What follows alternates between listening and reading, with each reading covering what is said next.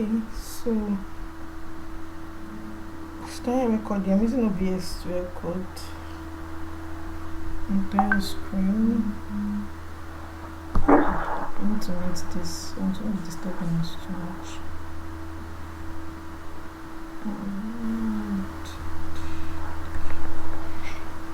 So, good evening, everybody. Good evening, Unity. Good evening, Michael. And good evening, Daniel. Good evening, Marga. So, today we'll be talking about advanced solidity syntax. There's a lot of syntax to talk about in solidity. There's a lot of advanced syntax to talk about in solidity.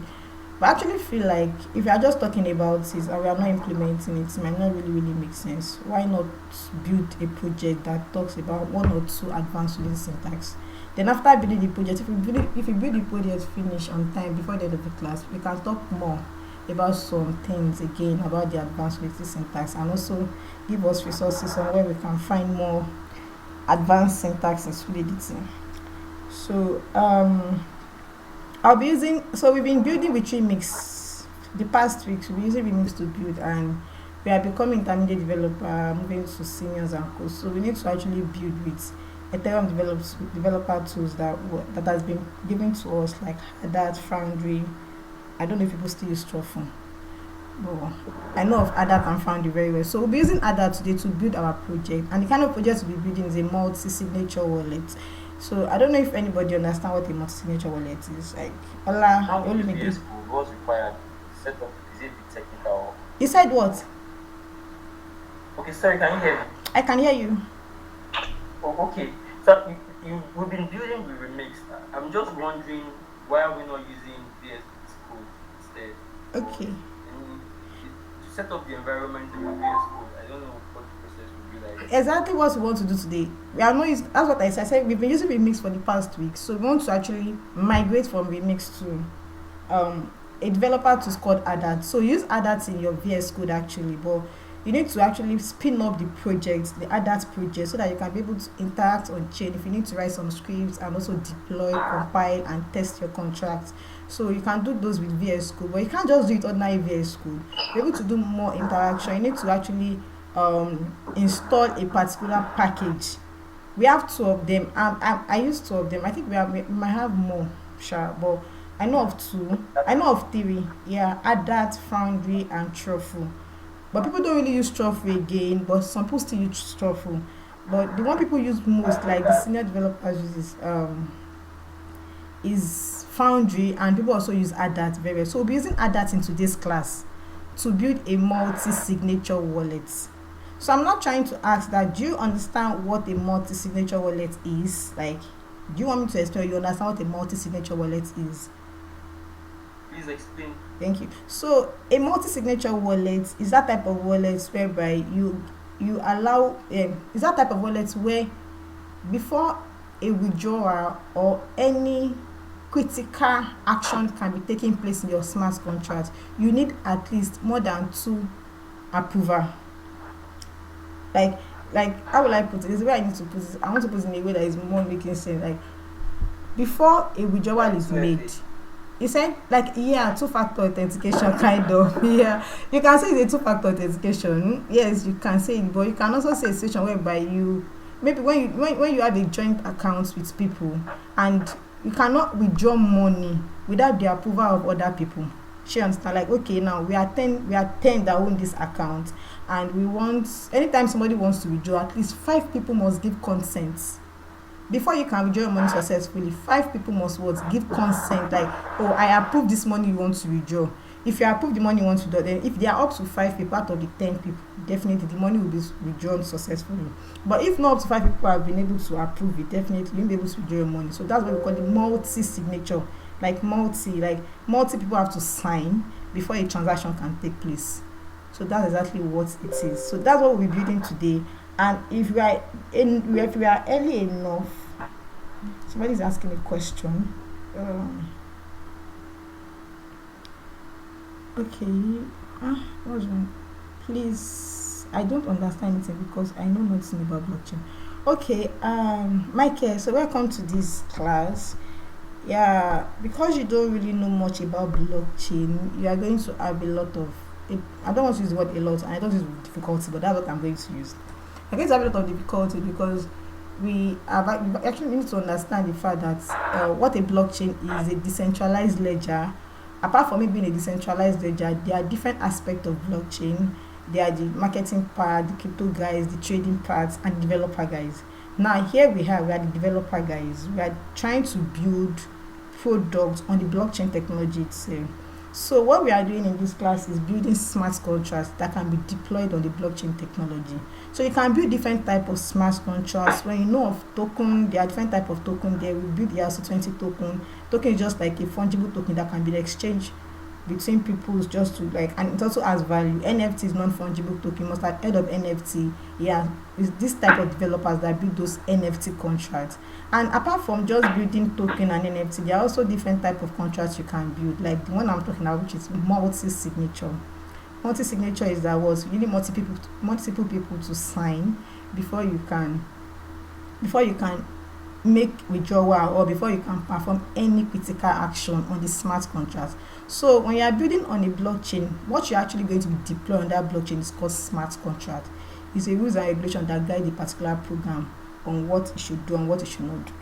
So I'm trying to rush that basics for you. So you might be really getting it a bit difficult because one, we've done syntax of solidity, how to write solidity, use solidity to be smart contract. So we've done like some introductory aspect, how to write solidity, what are the type of syntax we have in solidity and all.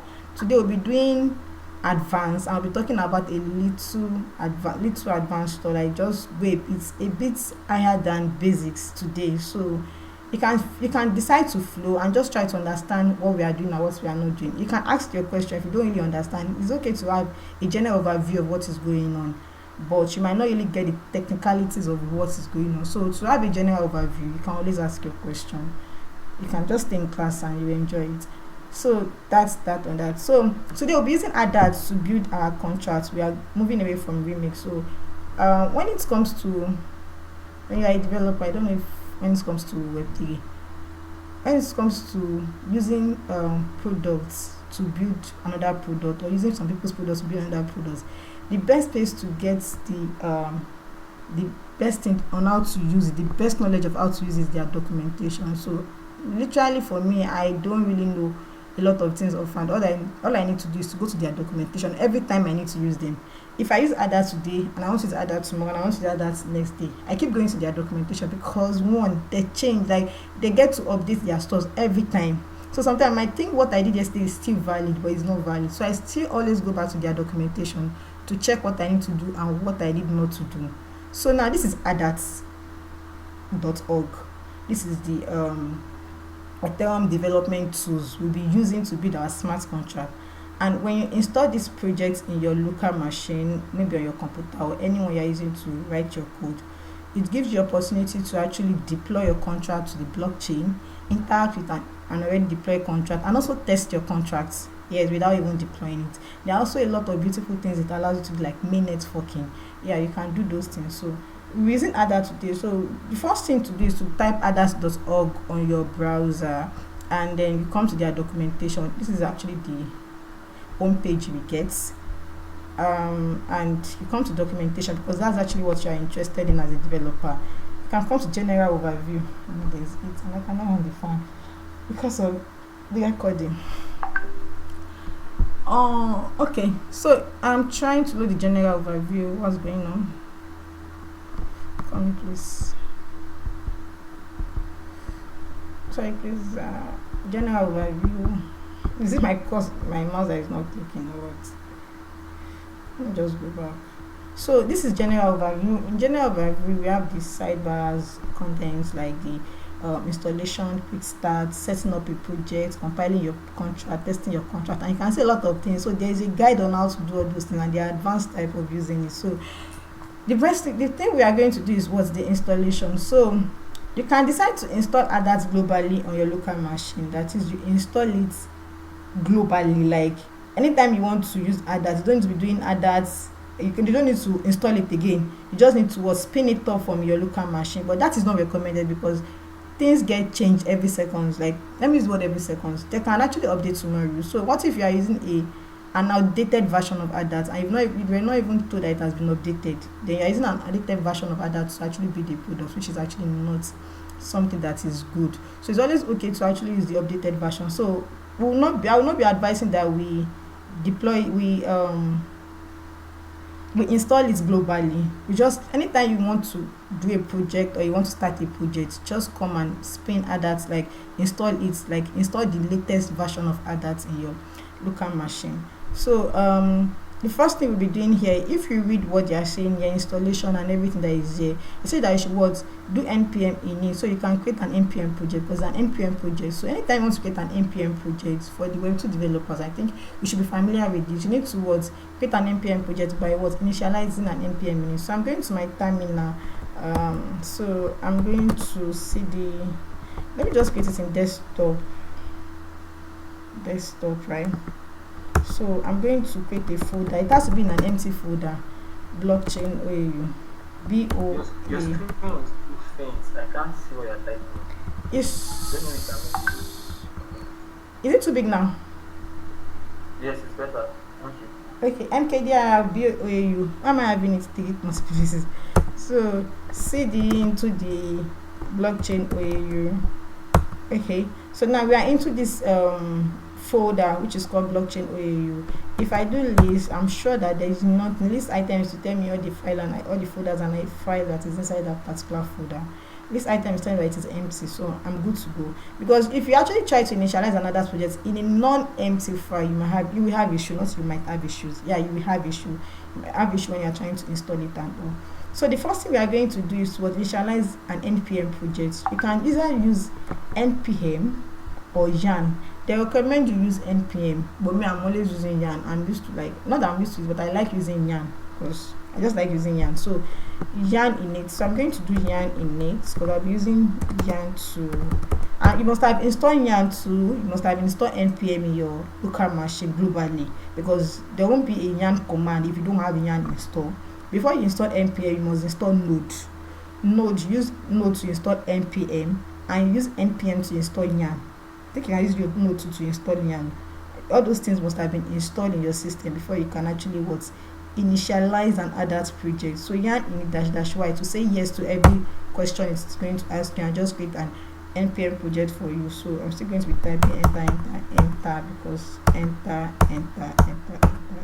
Then yeah, done. So I save package.json. Now I have a package.json in this folder. So if I do ls, I have a package.json. So that's where all my dependencies will be staying, because when we are deploying and developing, we don't push node modules and code to GitHub and all. So that's the first thing to do. So the next thing to do, I'll be fast because we have a lot to do, is towards yarn add --dev hardhat. So this is where you're actually installing your hardhat.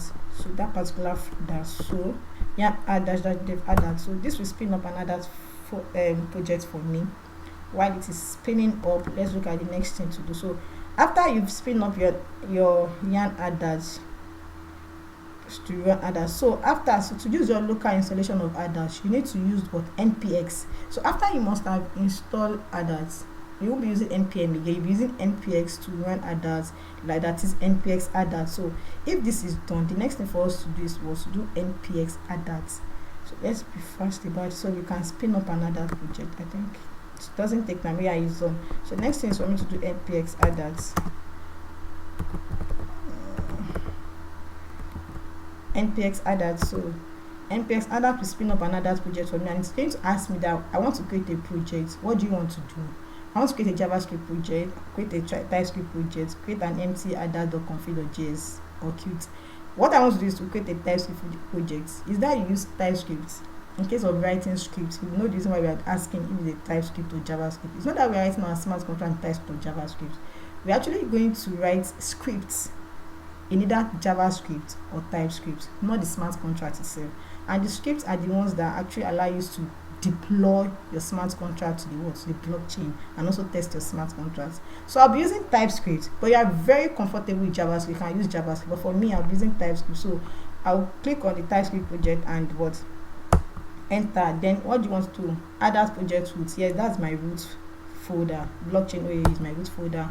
Do you want to add .gitignore? Yes, I want to add .ignore. And do I want to install all these default dependencies that come with hardhat. Yes, I want to install them because I'll be needing them to test and do one or two things too. So if I'll be testing my project, so while I've pressed enter, is installing all those dependencies for me, and when it is done, I can boldly open my project in VS Code and I can start writing contrast. So when you install an hardhat project, it comes with a default, it comes with a sample.so file, a sample script, a sample test, just for you to see how things are being run in that particular environment.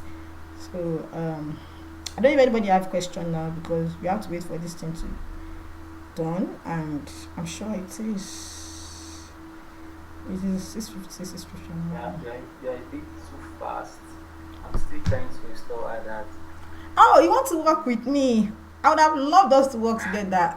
But then, okay, are you using Windows or Linux? I need to say something about that. Windows. Okay, now there's going to be issue with Windows. If you are trying to install that on Windows, you need to install WSL, Okay. Windows Support Linux System.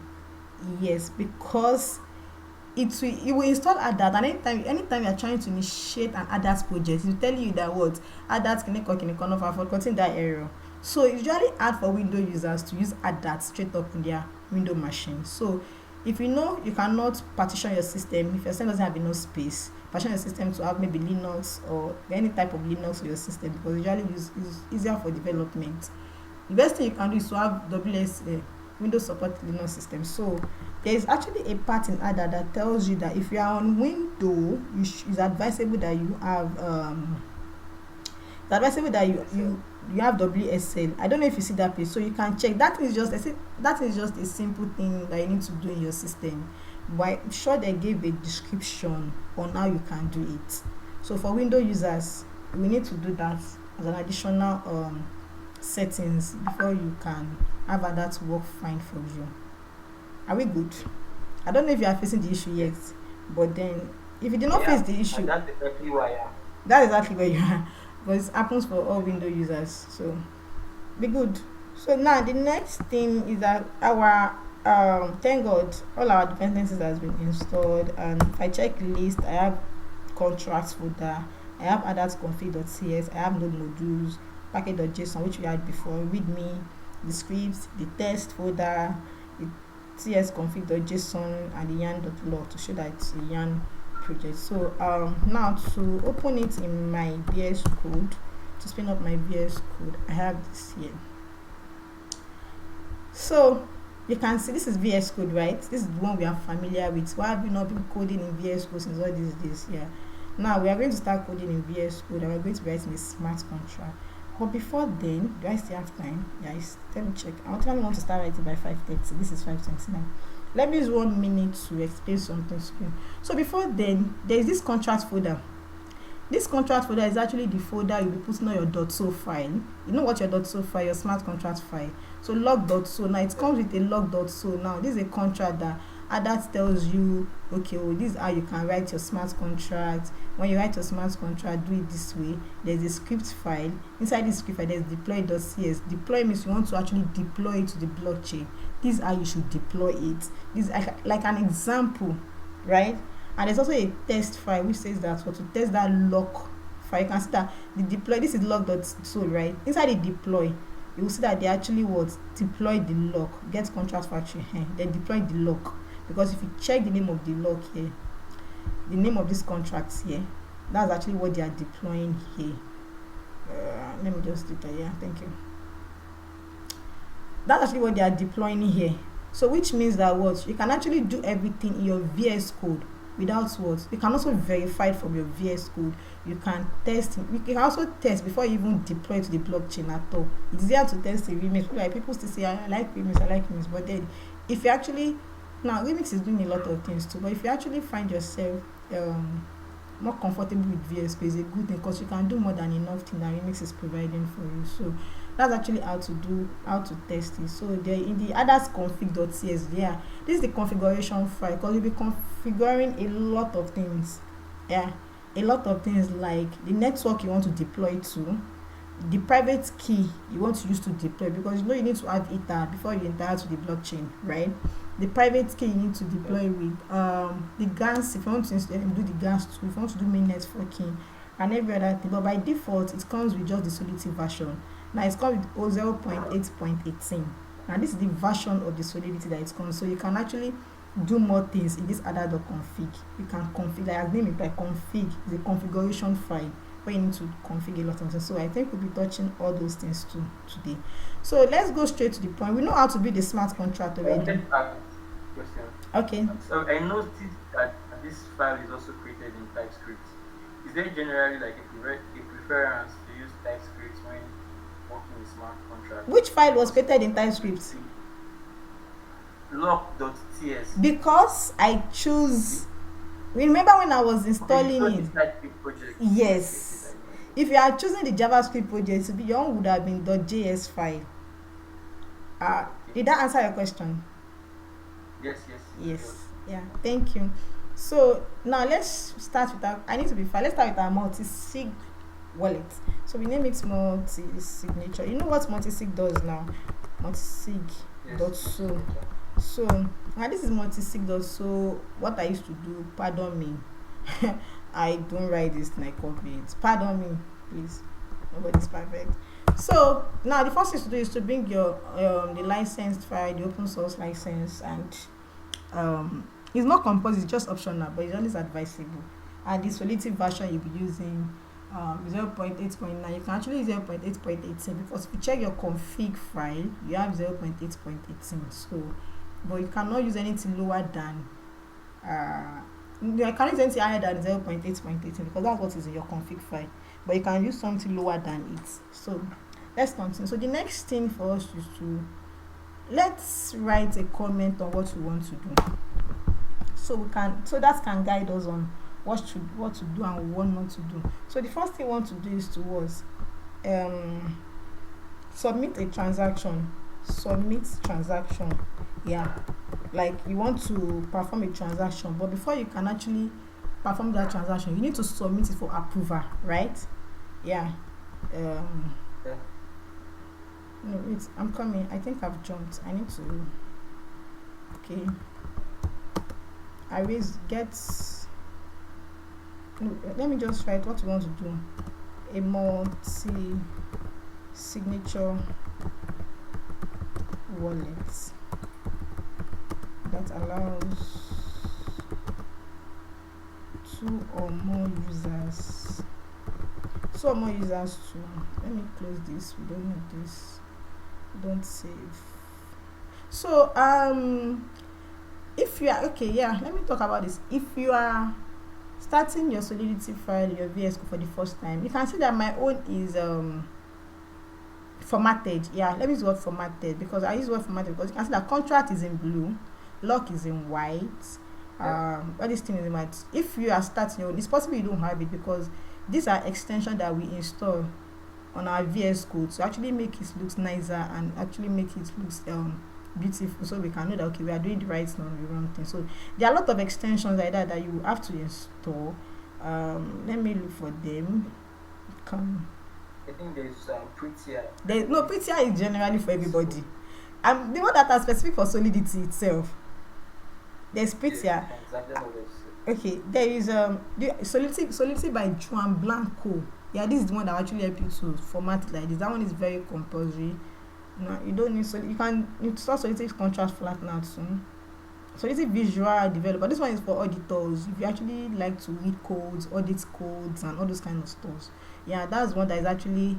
If you see that there's highlighted, it is highlighted blue here, and all those kind of stuff. Yeah, I think if you install Solidity by Juan Blanco and Solidity Visual Developer from Tintin Web, these two at least are good to go. But if you need more, if I have more extension that I think you guys need to install, I will let you know in the group chats the kind of extension you should install. But those two, to get your contracts formatted like this, beautiful like this, you need to install those two. Else everything will just be white and it will be nice to you. Yes, so multi-signature. So a multi-signature wallet that allows 3 or more users to approve before executing a transaction. So what do we need? We need owners of contracts. owners of the contracts. We need somebody to submit a transaction.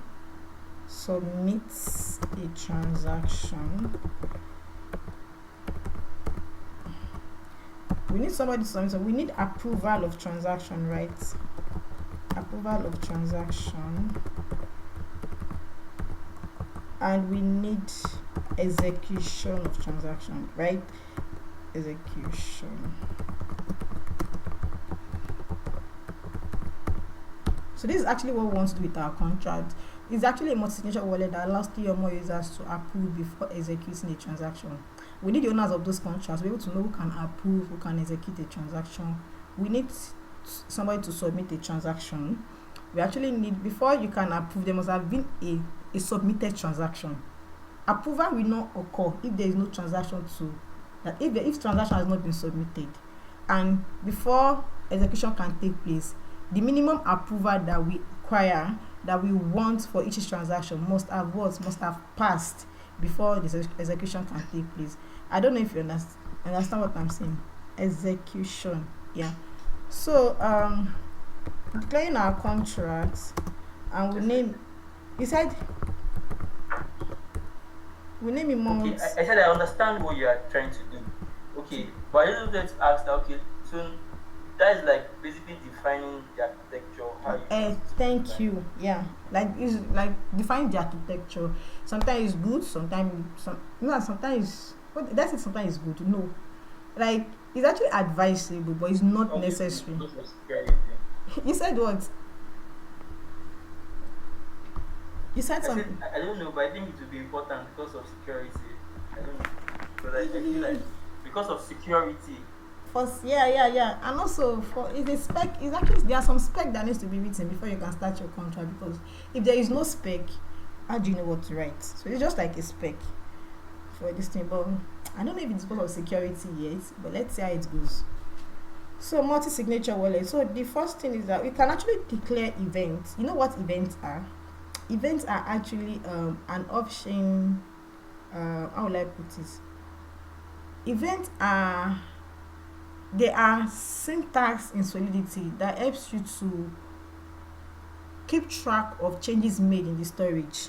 Yeah, I can use that because when you make changes in store, you need to emit an event. Emitting an event is like, okay, telling off chain, like not on chain, and telling off chain users that okay, this is actually what is done on chain. You change this person to this person, you change this value to this value. So we call it event.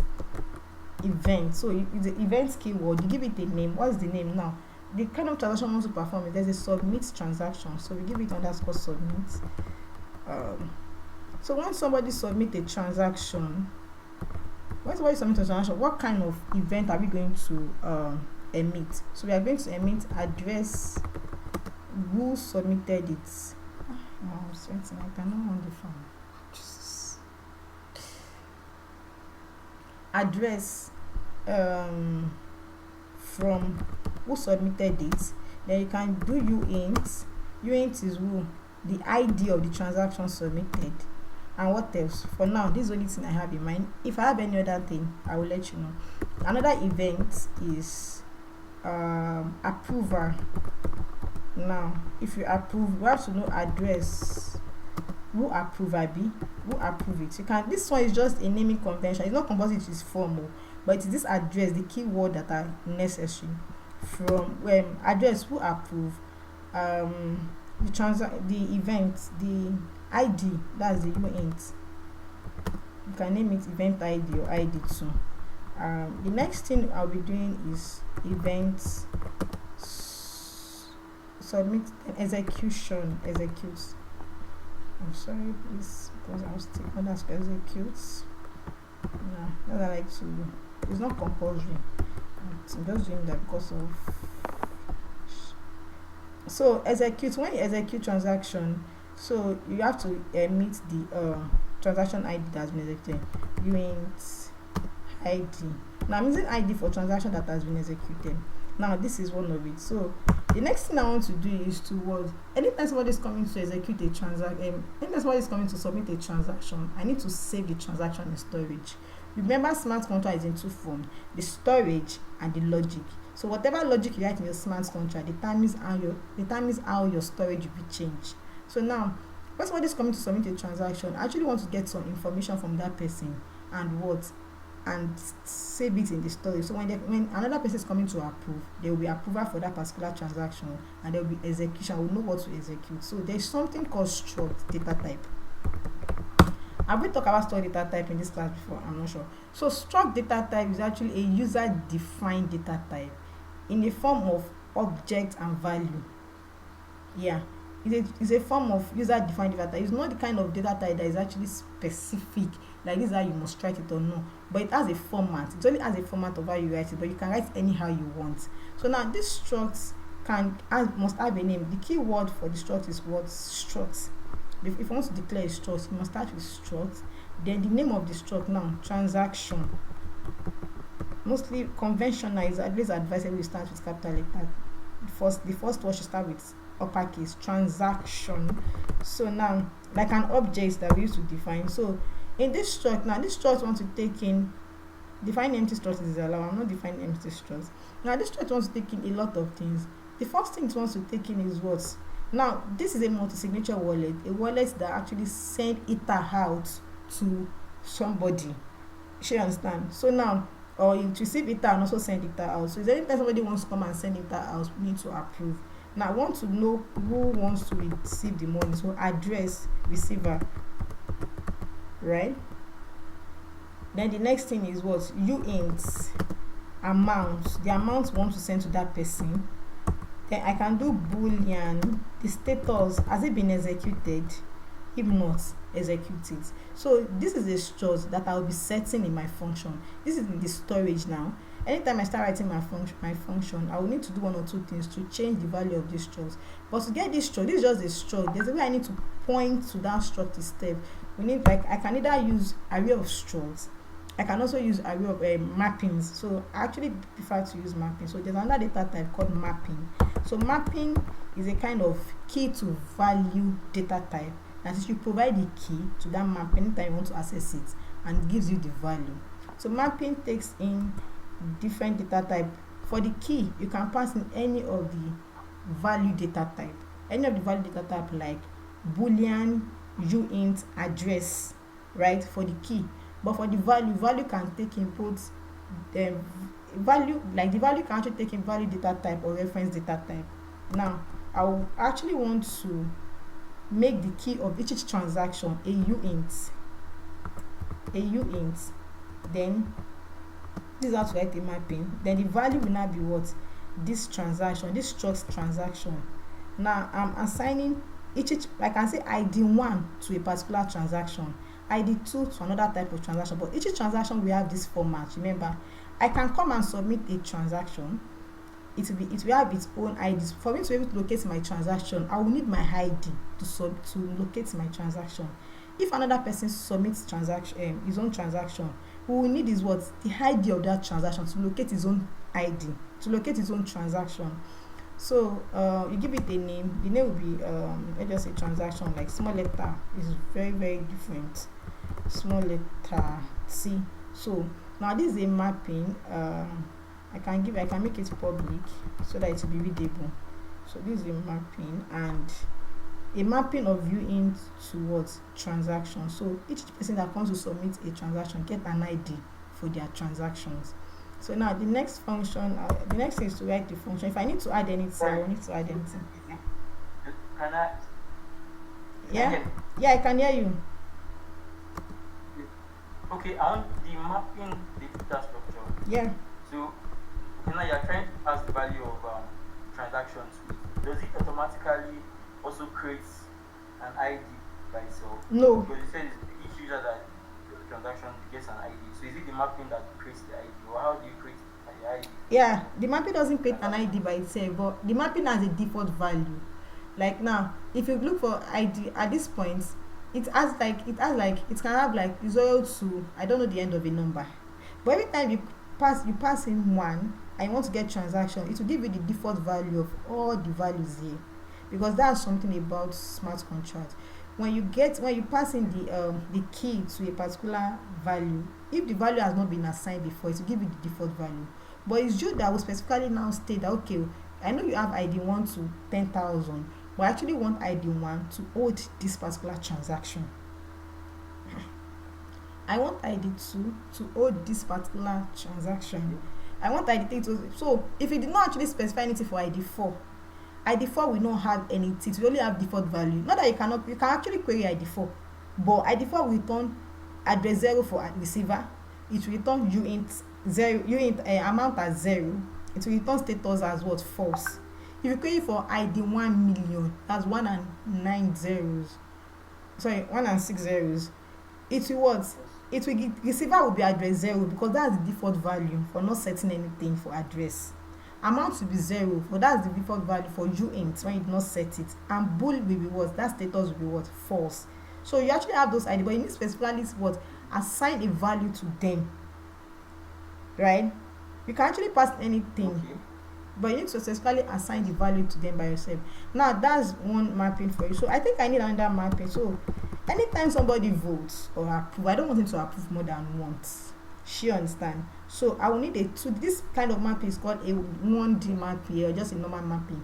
I need a 2D mapping. So a 2D mapping will take in the transaction ID, the person approved, wants to approve, and taking another mapping that needs another ID to a value. So this one now taking the address. Then what do I want to do? The boolean. Now what I'm doing here is this. Sorry, please. What I'm doing here is that the person passing a uint, the ID of transaction he wants to approve, his own address, and I want to check if the person has voted before. By default, it is false. But if you have voted before, it will be true. So I'll be using this to check if the person has voted. I'll just say as approved. I will name it as approved, like as this person approved. If he has approved, it will be true. But if he has not approved, it will be false. By default, it is false. That's one on that. And if there's anything we need to come and hide there, we'll come back and add it. But let's go ahead and write our let's go ahead and add our function. So the function I'll be writing is called submit transaction. So now this function, is it taking anything? I'm going to make it external. I'm making it external because I'm not sure if nobody's going to call it, since I'm not calling submit inside this contract. External and this. Now the submit transaction. Now this submit transaction is going to make changes to this transaction struct. But first thing, should anybody, anyhow person, submit a transaction to this protocol? No. We only want approved owner to submit transactions. So I think I'm missing something, but I'm going to do it now. So we only want approved owner. So we are going to add another mapping. Yeah, another mapping, which is what? Address to bool. Then I will name it was his owner. Is this person owner? She understand? So that's one thing. So there's something called modifier. Modifier is like a check. It helps you to check if a particular condition is true. Most of you write, you can write in a function, but most people use a modifier, and then they used to get a particular function that, okay, if this thing is true, let the function run. But if it is not true, let it reverse. So we have modifier keyword. Modifier, you can name it anything. I will name it enable because I'm actually trying to check if the person is an owner. Name it enable. And what am I doing here? I'm going to require keyword is to actually check for a condition. Require that this require that this thing is true. If it is true, correct. So require that is owner. Now I'm going to call the mapping. Passing the key. The person I want to pass in is the msg.sender. Whoever calls this function. Require his own msg.sender. I can leave it like this, and I can also say equals to true, because by default require returns a true or false. Require his own msg.sender equals to true. If not, tell them that you are not owner, right? So now after you've assigned this require function, so the require still need to contain something called what? this execution trace, which means that what anywhere you use require function, require runs the logic in the require function before it runs the body, before it runs the function in the body. Let me go again. So now there's a modifier here, right, called enable. This modifier check that a particular person, which is whoever calls that function, equals to true. If person is not true, it return not owner.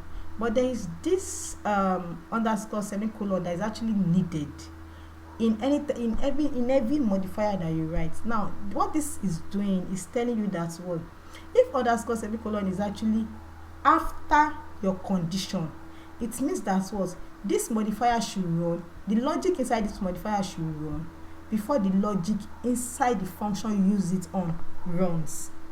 But if the modifier is before the logic, something like this, it will tell you that what the logic of this function, whatever function you are using it on, the logic of this function should run before it comes to check for the modifier logic. Now we have this both up and down here, which means that what anywhere you use this modifier, firstly it checks the words, the logic of the function you use it on, run this. After it run this, then come back and check the words, the logic of this, and then run the function again. So it can be done in different ways. But the most important is that modifier is used to check that a particular condition is true before a logic is run, or a logic is run and then check if a particular condition is true, so that it will not rerun again. Sometimes it's usually used in reentrancy that try to use to curb reentrancy. So now these are how to use modifier. So after your external keyword, you have to call the modifier here.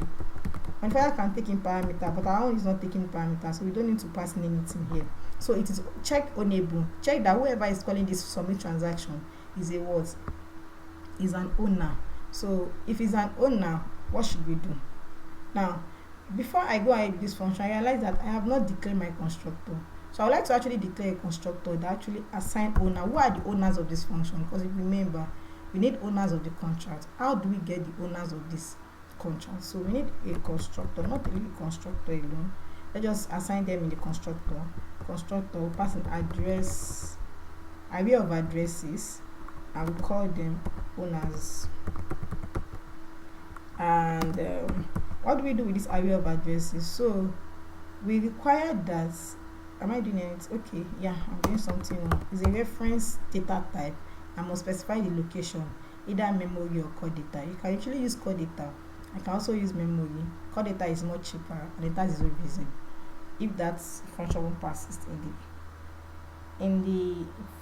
if that particular variable won't persist in the function. So after declaring the constructors, what I'm going to do with this owner, what am I going to do with this owner? So these owners are going to be assigned here.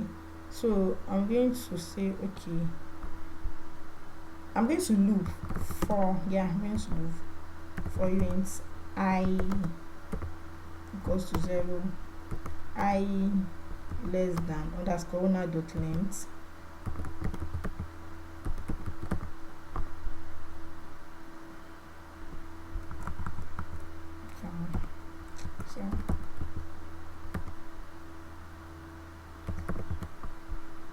so this is can't keep his mind. Am I correct with this spelling? Please somebody should help me. Early and so owners underscore owners dot length.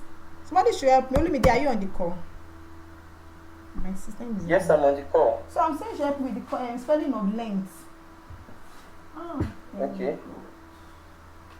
Is that correct? I think it's TH. Thank you. Someone's telling me I'm wrong. CH. So,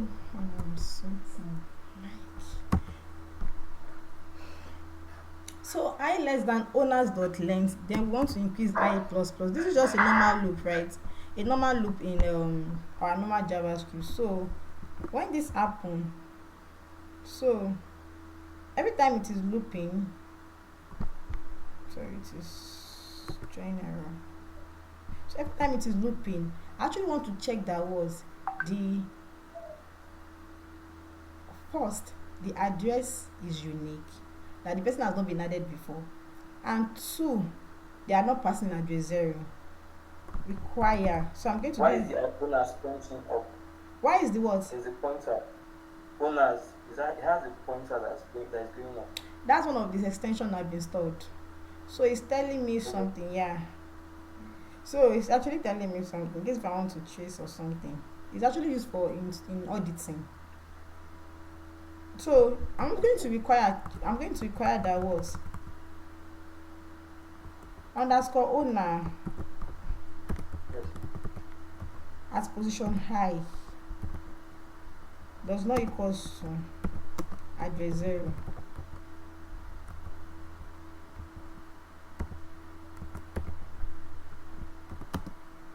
Invalid address. So you should revert and say invalid what? Address. Yes. Yeah, that should be in quotes. Sorry about that. Then the next thing is was we require again. Require that the is owner of that person of as position is owner of this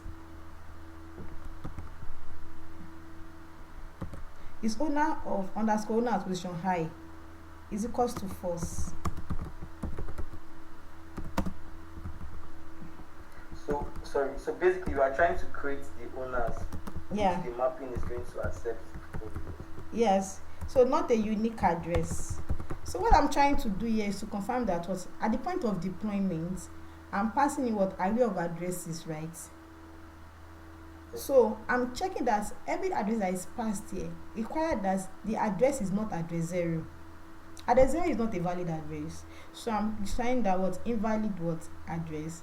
Then the next I'm also requiring that the person that you are passing has not been what has not been assigned before or was never an owner before. If person is an owner, it will what revert. If person has been added as owner, it will revert that oh not a unique address. We want to make sure that that address is unique. We only have one owner at one point in time. Like not one owner, we only have one person as an owner. Like we don't want two addresses to claim owner. I don't know if you get. The reason why I'm going to that is because I want to also push. Yeah, I can have array of addresses here. I can do address. Let me just have okay. Address. I can say owners, right? Owners. So all the owners, I'm going to pushing them into this array, right? So the first thing I'm going to after I've checked for these two conditions, I don't want to push the same person twice into this array. So I have to check that what the person has not been added before. The person is a unique address. So the first thing I'm going to do now after checking those conditions is to what make the is owner of that person is owner as position underscore owner's position I should equals to true. Then the next thing is what I want to push abi owners dot push. What am I pushing? Owners as position I Jesus. Sorry. Alright, thank you. So now look at what I'm doing in this constructor. We want to actually what assign owners to the state variables by allowing whoever is buying this contract to pass in how many owners they want to have, right? So after passing how Yeah. many owners you want to have, you need to check that what we need to look through these owners and then push them into array of owners and also what set their is owner variable to be equals to true. That's what I'm doing. So line Okay. 28 starts with looping through the words, the parameters called underscore owners. Check the length and increase it. So line 29 require that the owner that you are passing at that particular index is not address The, 0. the underscore owners is like rest of owners, like everybody in that area. Yeah, underscore owner, yes, it's like making reference to that array. Then at a particular position high, it's looping. You are familiar with looping, Yes. right? Yes, I am. So if you look at it very well, what I'm writing here is just normal JavaScript. Yes. So So once it goes through the array, it checks if the address is not 0 and if the address has not been in that array before. exactly. But I'm not using that particular array to check. I'm using the mapping to check because I don't want to loop through that array again and be figuring out, because looping is actually very gas costly in solidity, in smart on the blockchain. Like when you are looping, when you are running the transaction every time, if it costs more gas. It's always advisable that you shouldn't even loop at all. But there are some things you can't do. The only option you have is to loop. So but you can bring it to the barest minimum. So instead of me looping through the array again to check the person has been added before, I just need the mapping to check if the person has been is an owner or is not an owner. So I think I need one more thing. I need something called quota. Yeah, quota is the approval rate. Quota, yeah. Like how many people should have approved before something is correct. So actually want the person to pass it here. I want the person to pass you int underscore quota.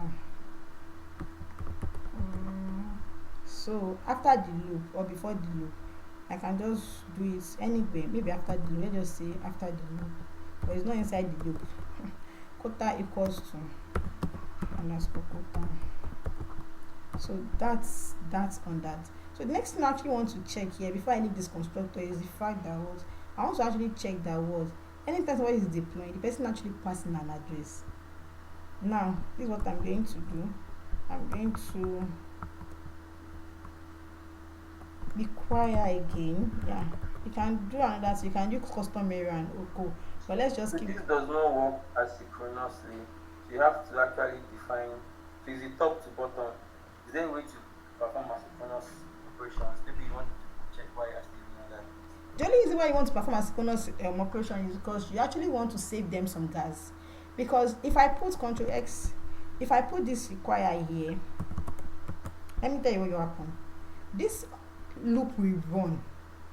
Then if it gets to this place and the condition is not met, everything reverts. Nothing is changed in your storage. All the function that has run, they revert. Now you've wasted gas because you pay gas to actually run this function on the blockchain. But the thing that is actually making it revert is at this end. So it must have run like, let's assume passing 10 addresses, it must have run like 10 times. Then get here and realize that you are not meeting the condition, then it reverts. So everything, all the assignments and everything pushing that is doing here, they revert. So that's why most time people used to add the require even before you start running operations that will cost you gas. Because at least if you require that this is this and it is not true on time, before you start running the operation that costs you gas, revert it on time so that you won't run the operation and then come back and then revert. So you are actually wasting your user gas, or you are wasting your own gas. And gas can be costly, and it can be very cost depending on what kind of operation you are running on your smart contracts. Yeah, the more I'm writing code, the more gas is going to consume for whoever is deploying and for some users that might want to run it. So I actually want to require that what underscore owner dot length is greater than 3. Yeah, I want to have minimum of at least minimum of 4, or if I say minimum of 3, that will be greater than or equals to 3. Then I can return an error of telling them that what minimum requirements not met, right?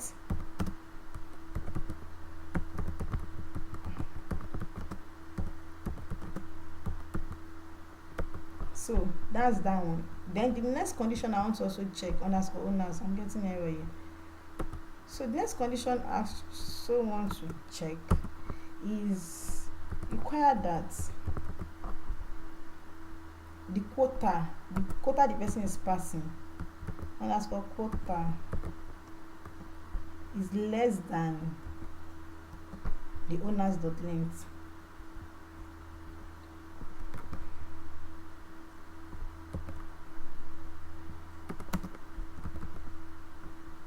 Invalid quota. Like now, if you assign 3 people here and you're saying quota should be 4, will any transaction be successful?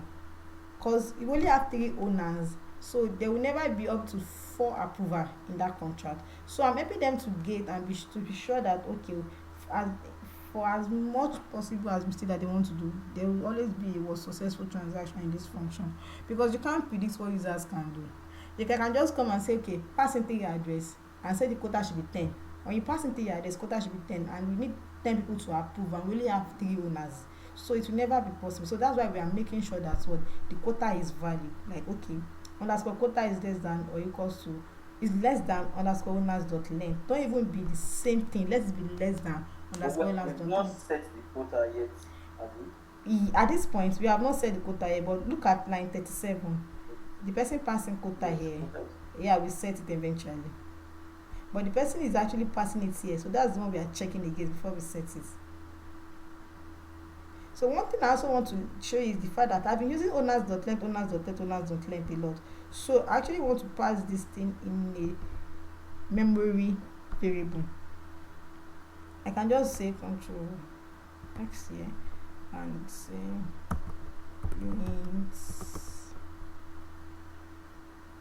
unit size equals to this.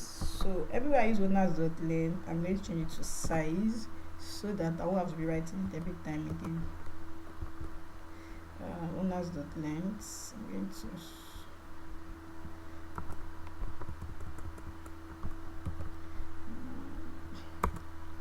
looks like I ideally want on call. Owners dot length again. No. So now we've set our constructor successfully. So now let's walk through this constructor again. Constructor, at the point of deploying, you pass in an address, array of addresses, and the quota. So now size owners dot length, we assign it to a memory variable. In our require statement, we check that what the size of the array of addresses is greater than or equals to 3, or we return an error of minimum requirements. Decided to use like size to refactor instead of just declaring owner document. Yes. So we can use that factor. Oh, sorry. Yes, that's what I did. So require that size is greater than or equals to 3, or else you return an error of what minimum requirement announcement.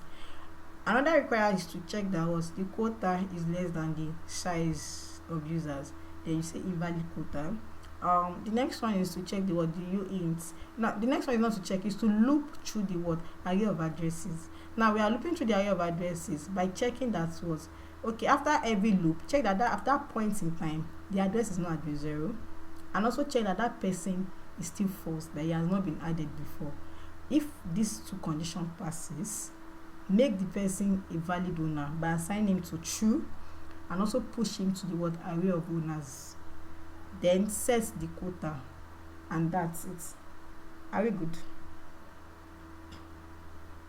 So now, Yes. now that we've set owners here, now our ownable modifier can be good. Is good to go in the sense that was if anybody who is trying to submit transaction is not part of the owner that was added before, the person will get what not owner error, and the transaction will not be successful. So let's go ahead and submit transaction. Now to submit transaction, we already checked that whoever is coming is owner. Then the next thing we want to do is to say what assign whatever condition the person is making. So now in our submit struct, transaction struct, the person is to pass in the receiver, the amount, and the and the status. So now let's assume the person passing address. Now anybody like get address from him, beneficiary, you can name person beneficiary. Maybe he wants to transfer the money to himself, to another person, or wherever he wants to transfer it to his cocoa. The next thing is you int the amount you want us to transfer, and I think that's what I need for now. So what I'm going to do is what I'm going to do is I'm going to do something called struct pointer. So to do struct pointer is to actually get the location of each struct. Now there is uint here for each ID. So now, but at every point in time, I actually want to implement the ID, the transaction ID for them. So, and I want it to start from 1. So what I'm going to do is to declare a uint ID, make it equals to 1. So that's the starting point of this ID. So now for each transaction, I'll be increment for the first person comes to submit transaction. First we get ID 1 for his own transaction. The next person will get ID 2. The next person will get ID 3. So what I'm going to do next is to do a struct pointer. Now point to that particular transaction. Now it is what the data type is transaction. That's struct data type. That's the capital letter T. This one we have remember we have transaction here, we have transaction here. This one is a struct data type and this one is a mapping name, right? So now I want to do a struct pointer. What you need to do is what is the struct name, then storage. The information is from storage, then whatever name you want to give it. You can just give it a new new transaction. You can just say new transaction.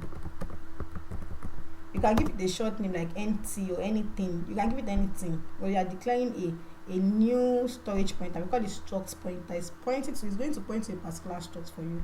Now it's not equals. Now you now declare the mapping. Now remember this mapping as expecting you to pass in a key, which is uint. If you pass in a uint, it's going to give you what the struct information.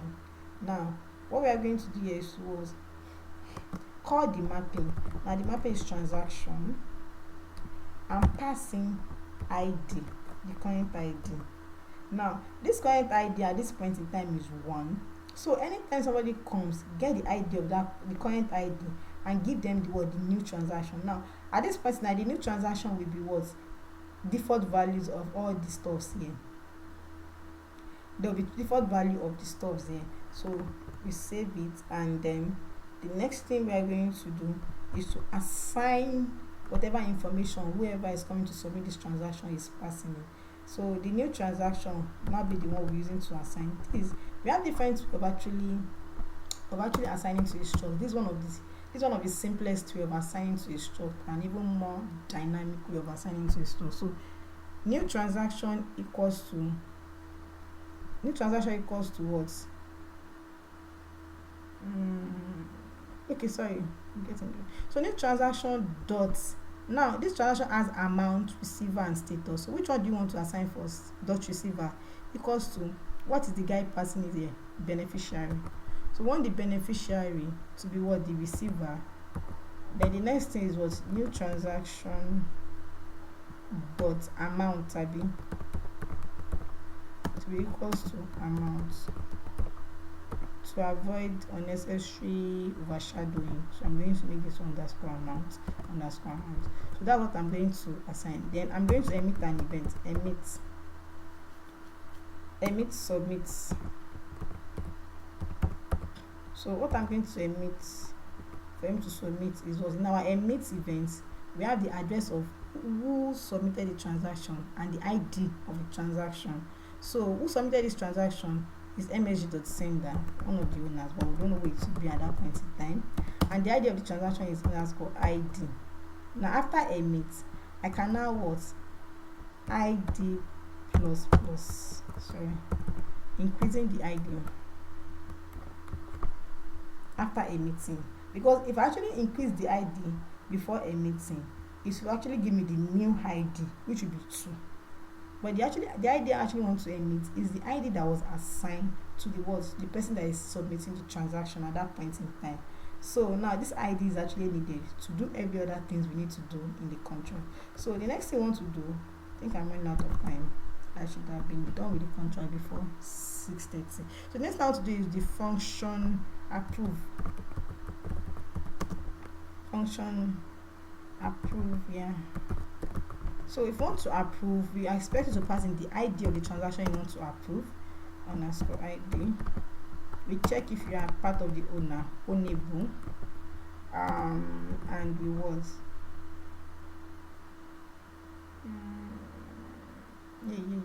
Okay, don't be specified. I'm going to make it external. I'm not coming from the function.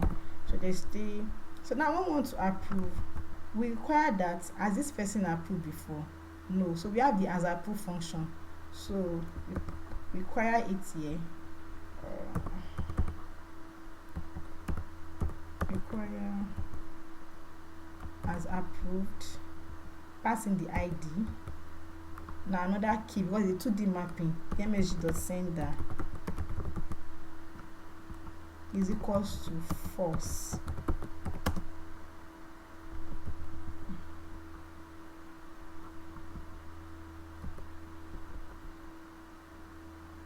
No, what should I pass in? Okay, it's understanding. So what will be our error message now? As the person previously approved this transaction. Let me just use the word. You have previously approved this transaction.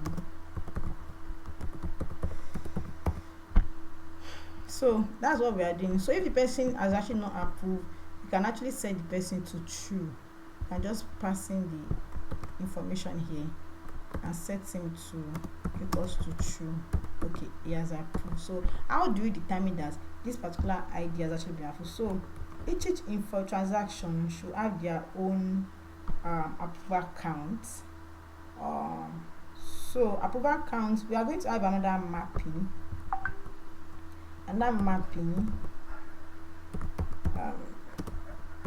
Somebody is muted, or is it just me? Somebody is unmuted. Mapping. So another map is uint to uint. Yeah. So say approval count. Now what is going on here? What the mapping I just added is for each transaction. Remember, each transaction has ID, and the ID is in uint, right? But anytime somebody comes to approve, we need to increment the number of approval for that particular ID. So both of them are uint. So we are mapping uint to a uint as what approval count. So the key will be the ID of that transaction, and the value will be the increment of any of approval done by all the owners. So approval count, approval count at what position? At position ID. Position ID is what equals to. No, let me just. You said? Can I have a question? All right, go ahead. In your mapping. Yes. Okay. With the mapping, like, unlike you pass in uint to uint. Yes. I don't know. Is there no convention like to declare the variable? Because how do you control maybe the kind of uint that is passed into if it's actually the right uint? So maybe I was expecting to see something like maybe if unable dot uint is equals to unable something. I don't know if you can see. I did hear what you just trying to say in the last part, but what I just wanted to understand, and this is how to declare a mark. Okay, continue. Why? Like, I meant like there should like the variable should the specific uint that you want to pass.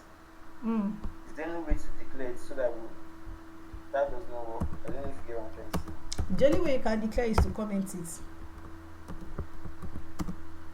Okay. That's the only way. Because you passed uint into uint. Yeah, because I want when you are declaring a mapping, what you just declare is data type or key. The key data type and the value data type. But the name of the mapping we be the one to watch referencing you to. So anytime you are calling this mapping, what type of data type is the key expecting? You pass in that type of data type and everything will be solved. Now in this situation now, we didn't have issue here in line 21 because it was uint to what? Transaction. But remember, uint is a data type, transaction to is a what? Data type, right? It's a user defined data type, which is here. Yeah. Look at here. There is a 2D mapping. We declare a uint data type, address data type, and a boolean data type. So a uint data type is a key, the first key. Address data type is the second key, and the boolean, which is the last data type, is the value. Look at this one. So it was address to bool. So you can actually also do address to address. Now what I'm doing here is what? Uint to uint, because of what? My approval count is a uint value. It's an integer that is increasing. Yes. And what I use as my ID for each transaction ID is also a uint. So what I just need to do is to be sure to tell myself that okay, this is transaction ID to approval count to that of that transaction ID. Because if you are coming to approve, you need to tell us the ID of the transaction you want to approve. So we'll pass in the ID. Now look at what I'm doing here. I'm passing in the ID here and increasing it. right? I could have just done this instead of doing this post increment and pre increment of this thing. I could have just done this that plus 1, right? Yes. Yes, this is another way, because what I'm doing here is to call this, I'm calling the state variable at this point. Whatever is in this state variable, if it's 0 that is there, it will return 0 here. Then 0 plus 1, it will assign it to the new one. It will assign the state again. If it comes again, 1 is there already, 1 plus 1, it will be 2. 2 is there already, 2 plus 1, it will be 3. So that's exactly what I'm doing.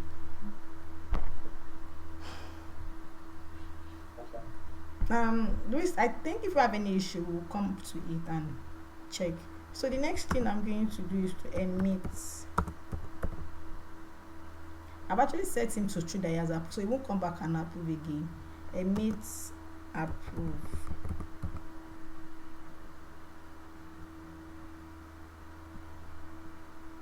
But I'm coming here. How many things does my approval take? Who and ID? Why did not give me? Mg.sender.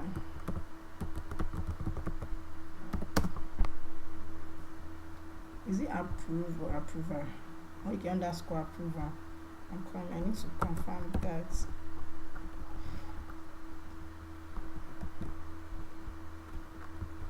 So we have emitted Abi. So the last function is the execute function. So there are more things we can do. So because of our time, I'll be stopping on the execute function. I'll just make all my state variable and make all my state variable public, so we can easily check them. But when you make a state variable public, it's create a getter function for them. What will be by getter function is it take like a view function by default for them if you make it a public variable. So instead of me creating a public a view function for most of this thing, I'm going to make it variable for let me make this one to public, quota to public, so we can easily read it and chain. So that's okay. Public. Having issue here. Transaction initial constant expected. Yes, ID is AU int. Maybe that's just the issue. ID is even, it's telling the integer constant expected. Declaration on line 22. On line 22, which is correct. So let's go ahead. It might be some solidity hint error. If I compile now, if it compiles successfully, definitely I'm good to go. But I won't compile now. I just want to try to finish off. So if you have any error, we'll be fixing them at the same time. So function submit. No, function not submit. Execute now. I want to execute transaction.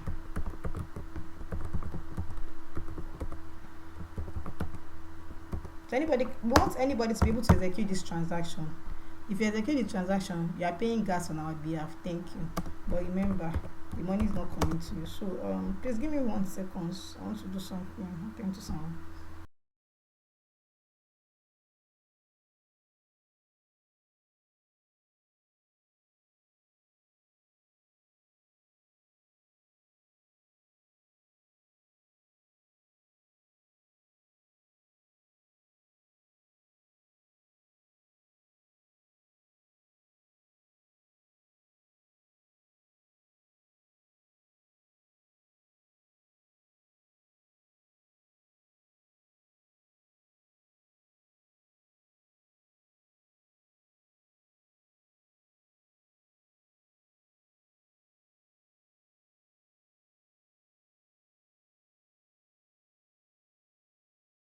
No.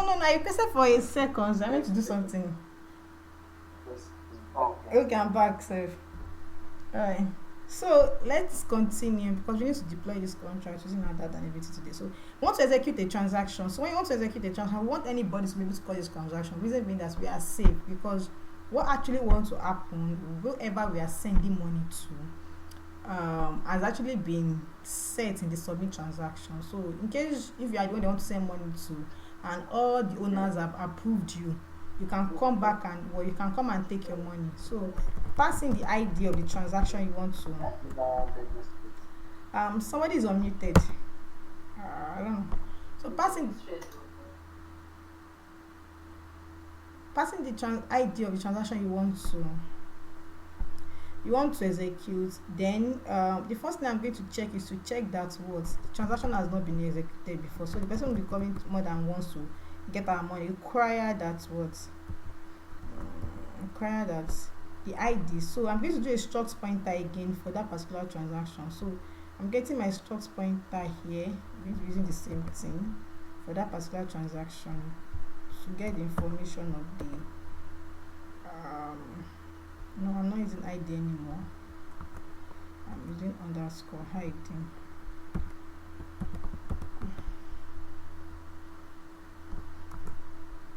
So I'm using underscore ID. So now I want to require that what new transaction the status. Remember the status was false. The status is equals to false. Transaction executed. Sorry, my bad. I'm really bad now. So transaction executed. Now I want to check that this transaction has actually not been executed before. If correct, then the next thing you want to do is to what set it to what new transaction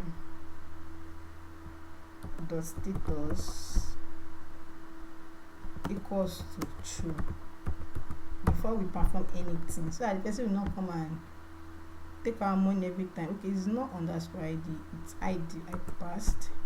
Okay, new transaction executed. So what am I going to do here? So what I'm going to do is now transfer the ether, because the person who actually wants to withdraw money, that is why we're having that. So but we've not actually given opportunity for people to send money into this contract. So for this contract to be able to receive ether, we need to declare the receive function or the fallback function. But since it's only ether we want to declare, we don't want any other thing at all. So we should just declare receive function instead of fallback. I think we want more like data to be sent along with the ether, we can declare a fallback function. But since it's only ether, we want them to just send ether to this contract, and this is how you can actually withdraw it. Receive this external, it's payable, and yes, this is it. So our receive function is actually declared to be able to external. Okay, no wonder.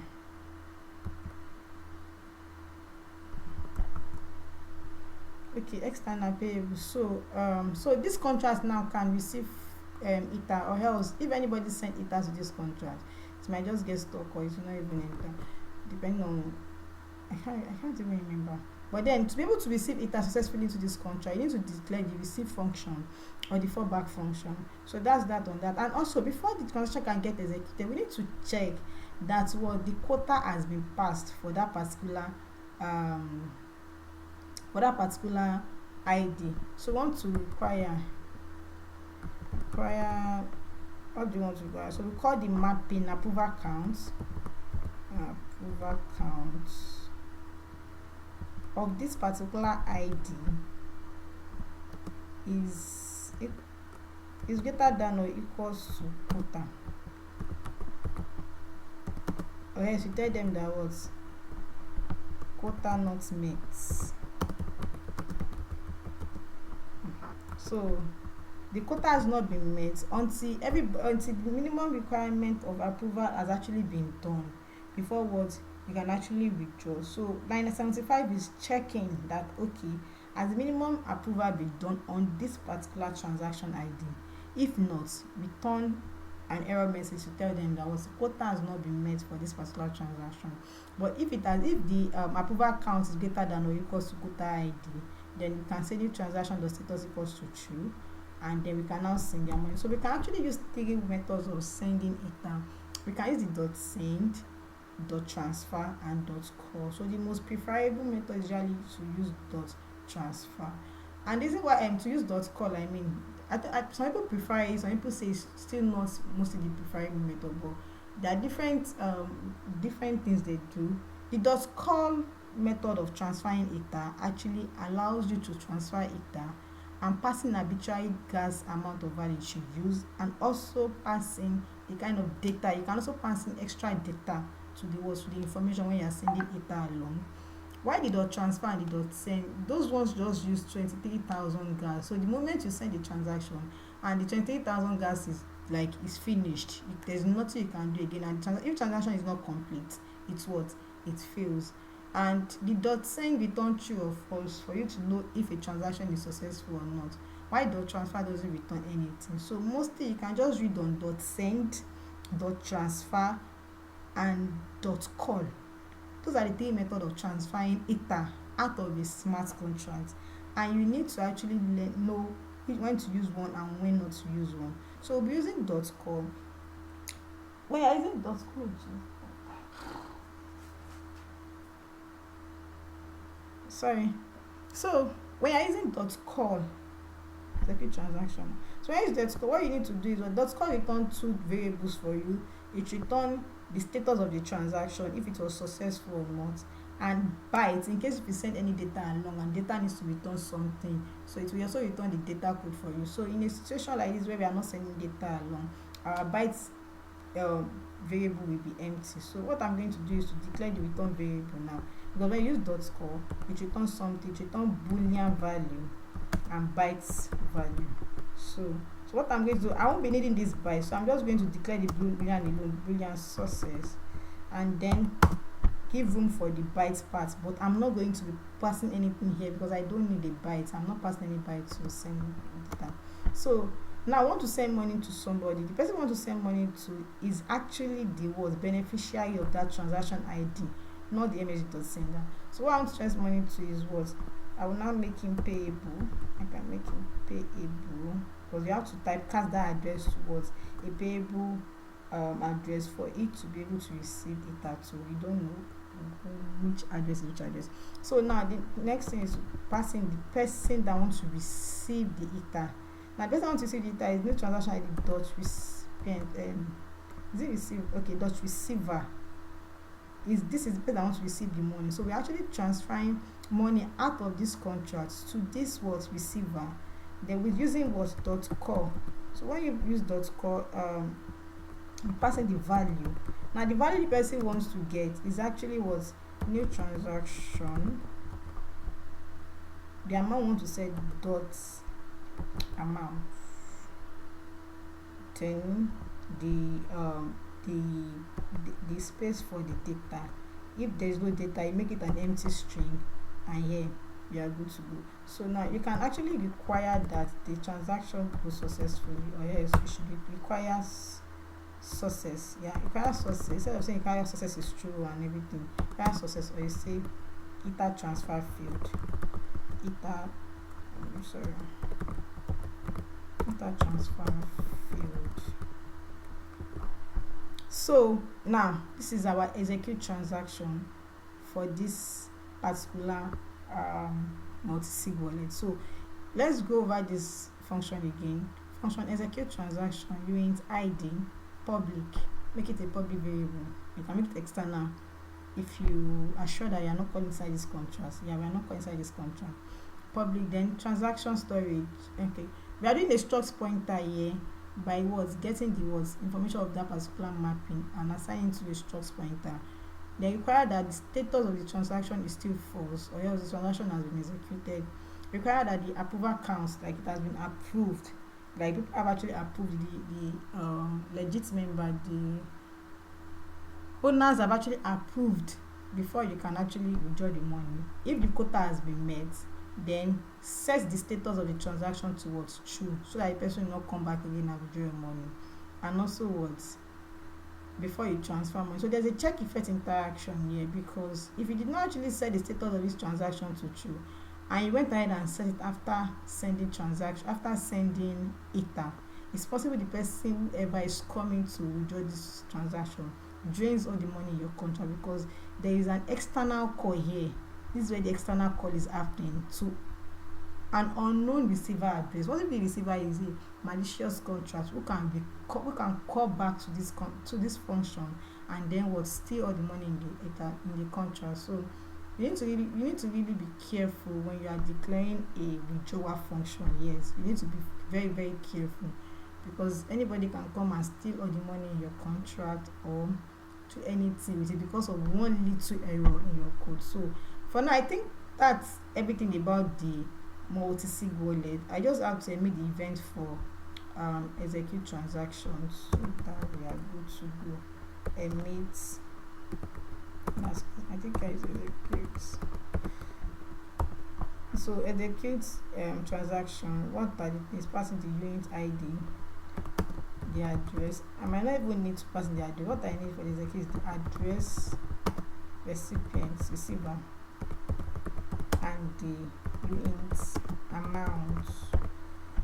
Okay, so I'm going to pass whoever is the receiver. So whoever is receiver is this person.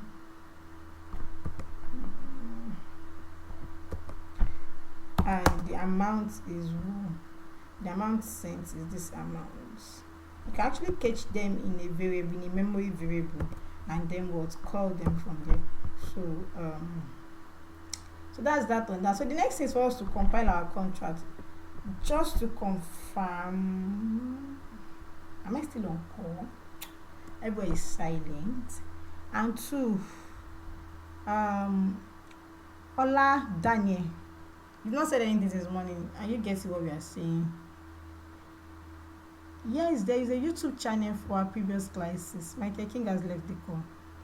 Oh, is there a way I can get your first class in blockchain? Maybe a YouTube link or channel.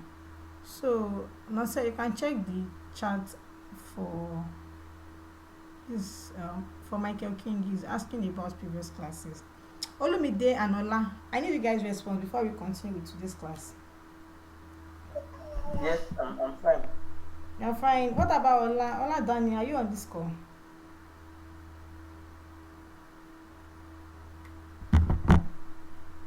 Ola Dani is not with us actually. He's on standby. Okay, Olumide, let's continue. So, Okay. yeah. So now we are done with building our simple multi-sig contract. So the next thing for us to do is to compile px hardhat. Compile. So to compile in hardhat is actually you use the word the command line npx hardhat compile. So this will compile your contract. So if there's any error in your contract that is refusing it to, that is not making it to compile, you are going to get the error and try to adjust the error so your contract can compile. So it's downloading 0.8.18 compiler version because yes, that's what it is using. I don't think I have that compiler version on my this thing. Yeah. Okay, so there's error in compilation. So integer constant expected. Yeah, why is it expecting integer? It's because this thing is an error now. Mado. Okay, the reason why it's expecting an integer, I've been looking at it because I gave it capital letter. So it's that one of the things that has been okay. So let's change to small letter. I've been seeing that error since morning, but I thought it won't affect my compilation. It did affect it. Compilation failed. It affected it. So let me change it here. At the point of what, submitting transaction. That's the point I'm using it. Changing it here. So just need to send it.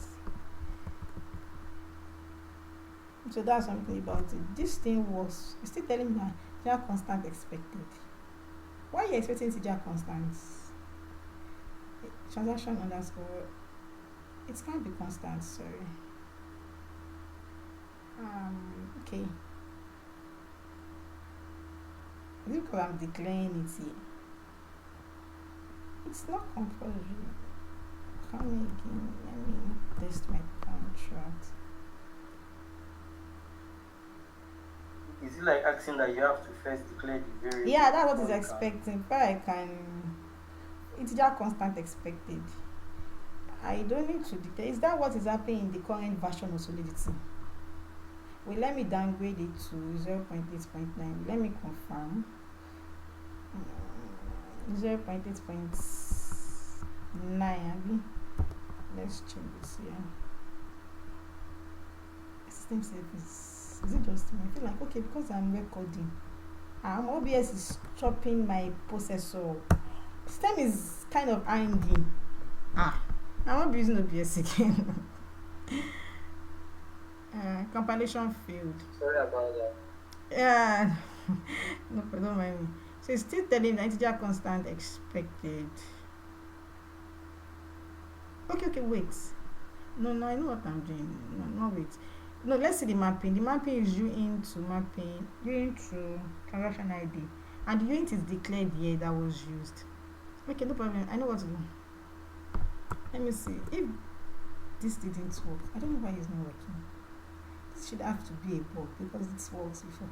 So if we do this, we do ID plus plus address. Then because I don't want to start from 0, increase the ID, give the ID, then we don't need to increase it here again. My system is hanging. Seriously? Yeah, I mean capital letter ID, thank you. See type integer constant expect. Okay, I'm doing me. This is capital letter T. It's supposed to be small letter T. I'm the one who made the mistake. And I was saying it though, that it's so different. Remember, capital letter T is the construct type. Okay. Small letter T is the mapping. Okay. Yeah, I was the one who made the mistake. Okay. Okay, so I think I Can should. you scroll up? I want to look at your mapping again, where you created the mapping from that. My system is hanging. Okay, mad. Okay, this is it.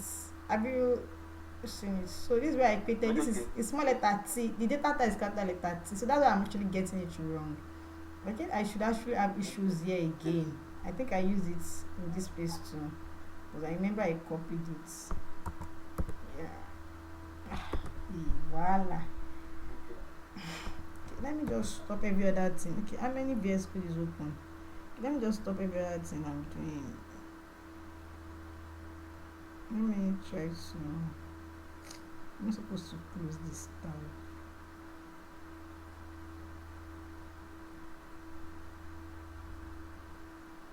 Those ones choose to just close everything that I'm not using.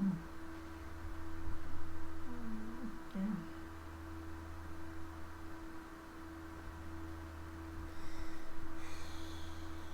I think I'm not using my terminal again, but that one doesn't really begin. This is actually what is eating my system up.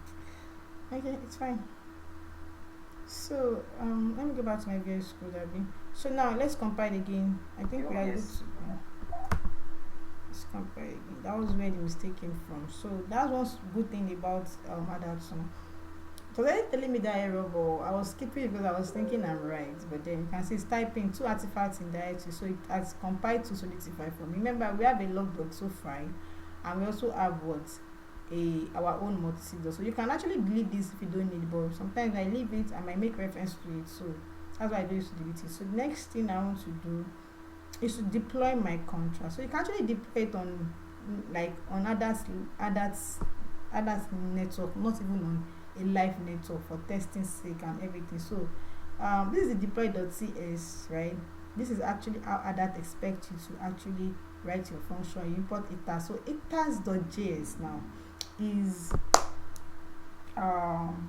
like another, how would I put this? When we have hardhat helping us to interact with the blockchain successfully, itas is also another tools. Itas is the Web3 tools that helps you to actually interact with the blockchain to successfully integrate with the blockchain. So you actually use it in your scripting, use it in your test, and you also use it in your front-end integration a lot. So you'll be getting you should go to itas.js.org and check a lot of functionalities you can use there, how to deploy a contract, how to get an address, how to do a lot of that, to interact with an on-chain contract, a lot of them like that, but I can't say everything. So what I'm going to do is to copy this thing here, so we won't waste much of our time, and write my own TypeScript folder,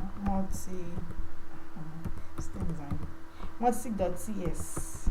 So we want to deploy our type, so we're going to deploy it to our local node first before we do anything. So what I don't need this. We're going to delete this. I'm going to delete this. So the next thing, so my So if I check my multisig.2, if I check multisig.2, the constructor value is taking me what? Address, owner address, and a quota. So it's an array. It's taking an array, right? So I can declare an array in my multisig.2 and also and use it to get something. So I can actually declare this is how to declare array in Well, what are you trying to do now? This sorry, I missed that. so what I'm trying to do is I'm trying to deploy this our multisig.2 in maybe hardhat network or maybe a testnet network. So we are trying to actually configure the script. Now what I did is I actually copied this part from the deploy.ts because that's what is actually needed. I copied this part from deploy.ts, then removed everything that is that function, because everything you'll be doing in blockchain is an async function, because you have to wait. You have to wait for those things to pass before you run on that, because blockchain is still slow. So you have to kind of wait for some things to run successfully before you do another thing. So that's why they usually use async function. So now what I want to do is that I came to my multisig.2 and I tried to get what I need for my constructor. So when you check our constructor, we need what? Array of addresses for our constructor. So how do we get those addresses? Hardhat also provide address for us, right? So we can actually, if I spin up a node here, spinning up a node is like spinning up a network, like the way Remix used to give us all those 10 addresses and 100 data for each addresses. Hardhat also have those addresses and gives you like 1000 data each address. So let me just do I cannot spin up a node. I don't have the this thing configured. I've not configured my this thing, but let's continue. So what I'm going to do here is to declare array of addresses, right? And then structure a particular method called getSigners. A getSigners is a method that returns array of addresses for you. So it can return up to 20 addresses. So you can actually determine how many addresses you want from those 20. So to actually do that destruction, is to do const. Now inside the array I can say owner1, right? I'm giving it a name. This is like a normal JavaScript.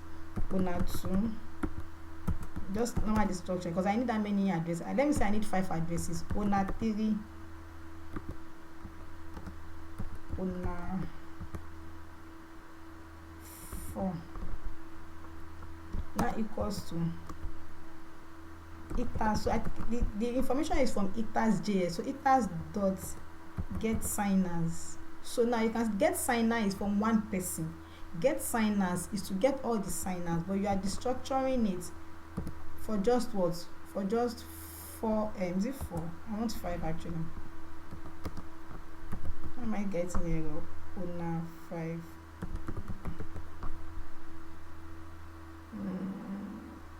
Okay, I should use that with. Okay, now I've destructured this getSigner is a method that returns array of addresses, like up to 20 of them, right? But I only want 5 out of those 20, so I'm destructuring the first 5 of the addresses. You understand? So I can actually do console.log. So console.log all this thing for me, all these addresses for me to confirm that I have a valid address.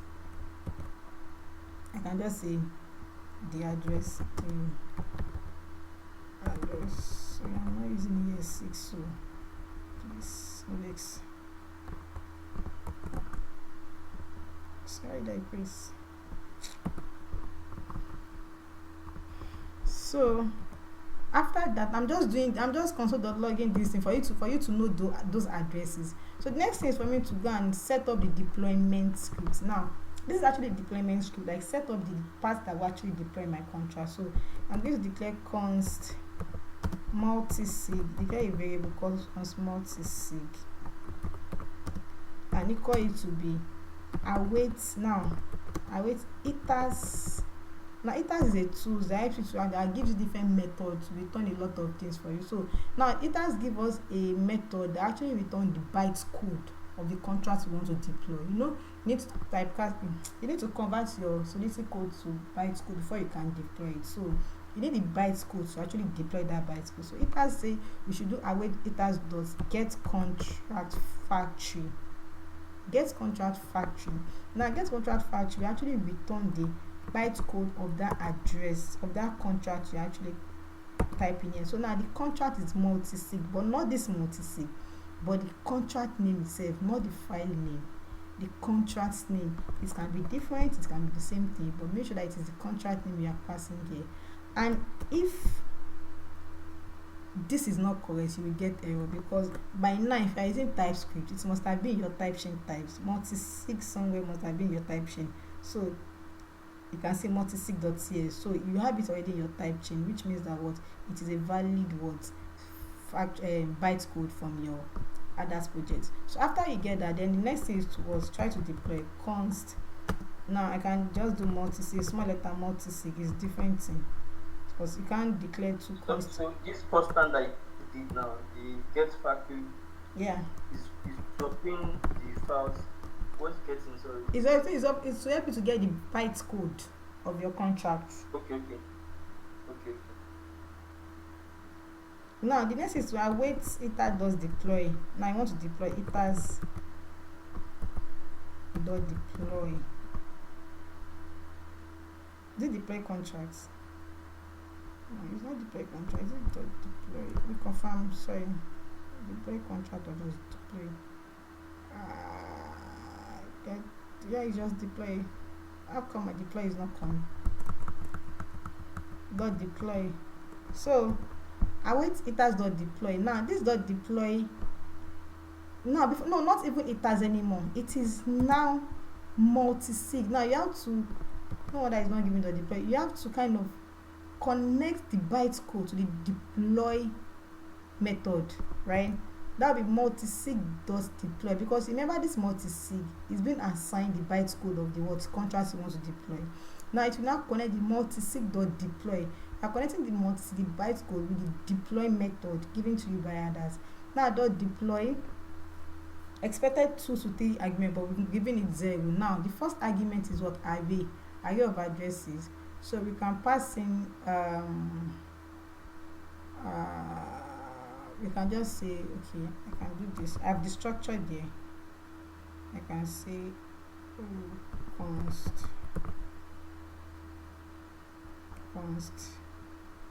I should have done that before doing that. Const owners equals to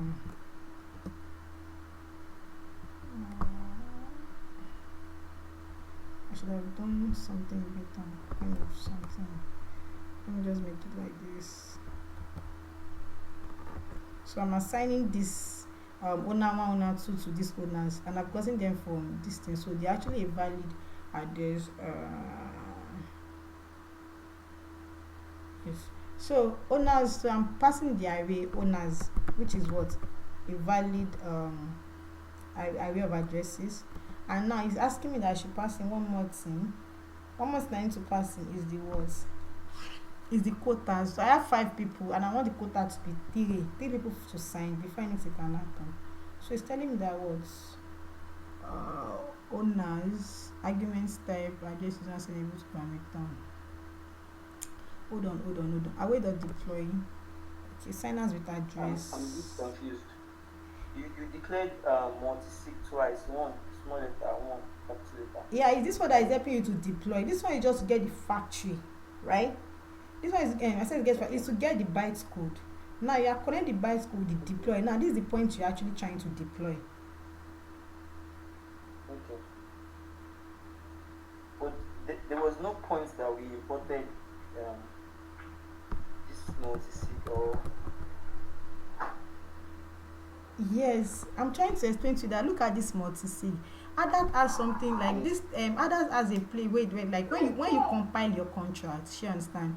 It actually build it in an artifact folder, and also maybe type chains folder, which helps you to like kind of types your contract together. Like there's where you can actually get it. This get contract factory is actually a method, right? Some logic are inside that method that actually help you to get that bytes code of the contract you passed in. And I'm trying to tell you here that under type chain types, if you look at under type chain types, like there are different contract types that you must have compiled here. So I put another thing here, multisig. Now we'll start getting error on that part because multisig is not even in the type chain types. Even though I'm not getting the error now, but I'm supposed to get error here because multisig is not a valid compiled contract in your project. So get contract factory as a way of entering into your compiled contract and check if there's actually a contract with the name multisig. Then it will compile it for you and return the bytecode and assign the bytecode to whatever variable you declare here because it returns something.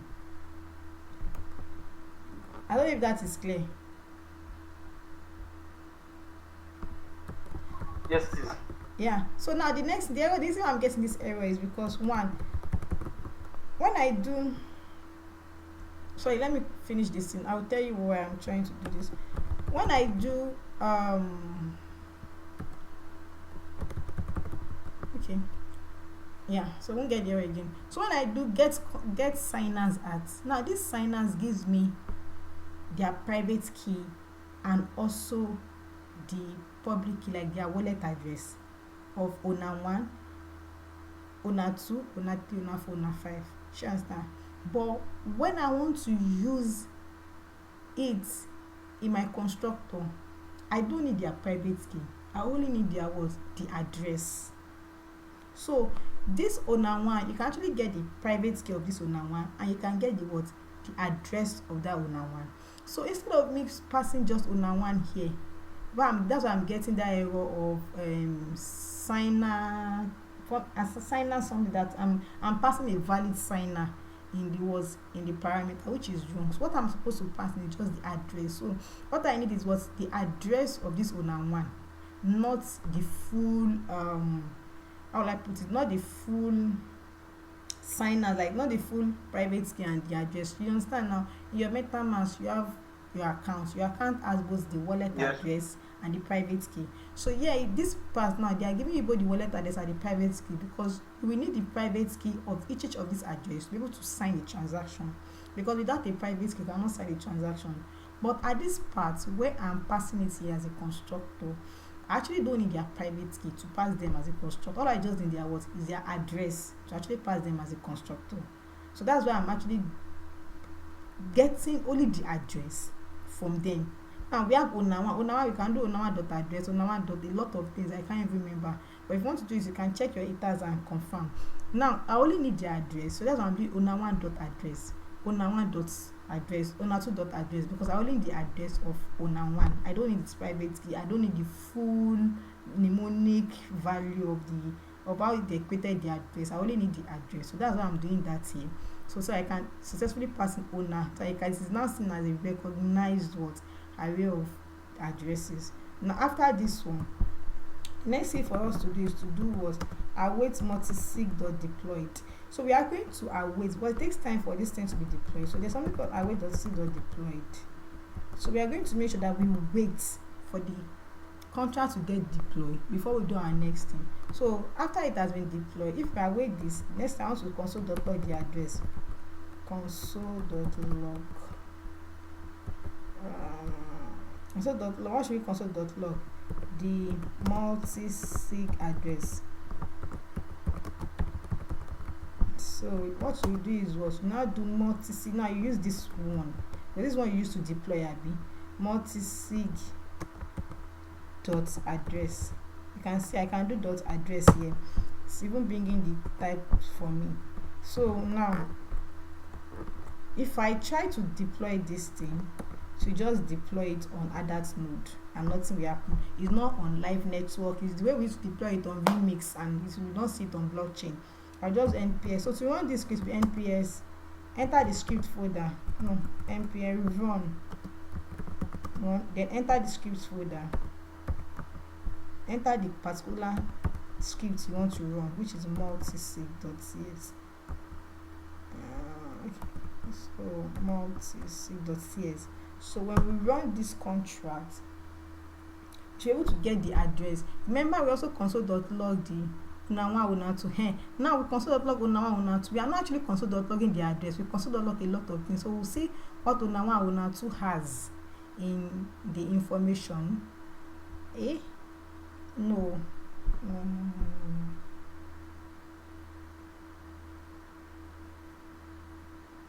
We are coming. Which package is it running? Okay, I'm having an error. Execution entry. Import was does git ignore.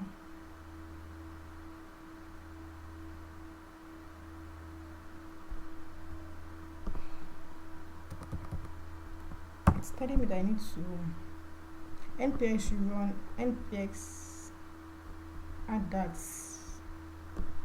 Okay. Is no longer a run another script. So how come I'm forgetting the syntax? So to run a script, I can actually go to their how will I call it? I can actually go to their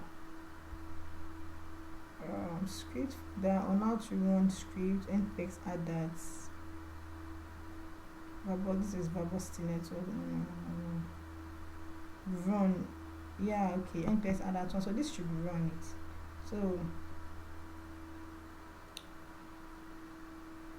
So look at this information I'm getting here. The reason actually I'm getting this information is because I console.log this shit here. Yeah, so it's giving me all the information of each addresses, Abby. Yes, but let me before that's the reason I just deployed.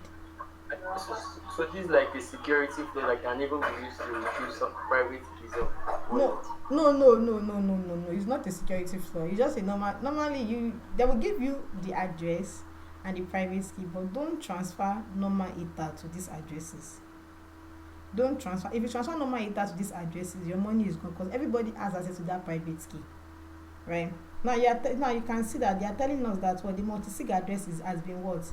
It has been deployed to this. The multisig address is this OX5 FB. Now you've actually deployed this contract to add that node, but not to the mainnet itself, not to the blockchain, not to the live network, but to just add that node, just on your local node within your machine. So hardhat has been able to actually deploy this contract, and this is the address of this contract. Now with this contract, we can decide to call any function from this contract, right? Can decide to call maybe which of the function let's call this. There's this getter function with make it public. Public is owner, public array of owner public. So we'll call this owner's variable. We console.log it in our script. We'll see how the owners are working from. Sorry, please, I'm having a lot of things.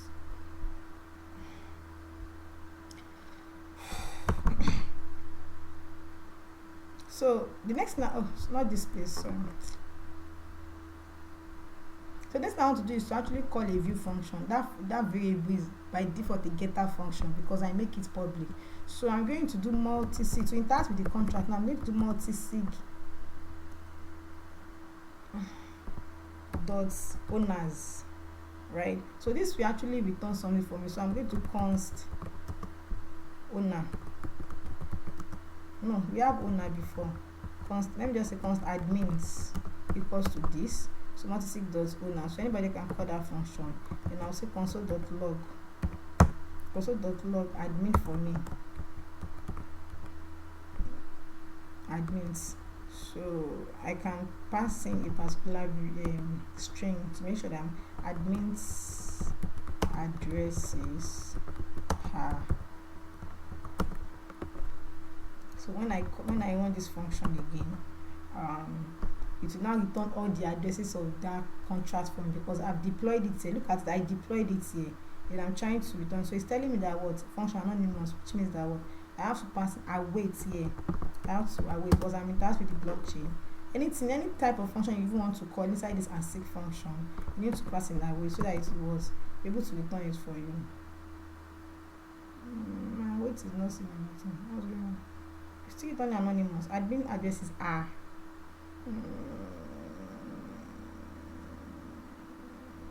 Really?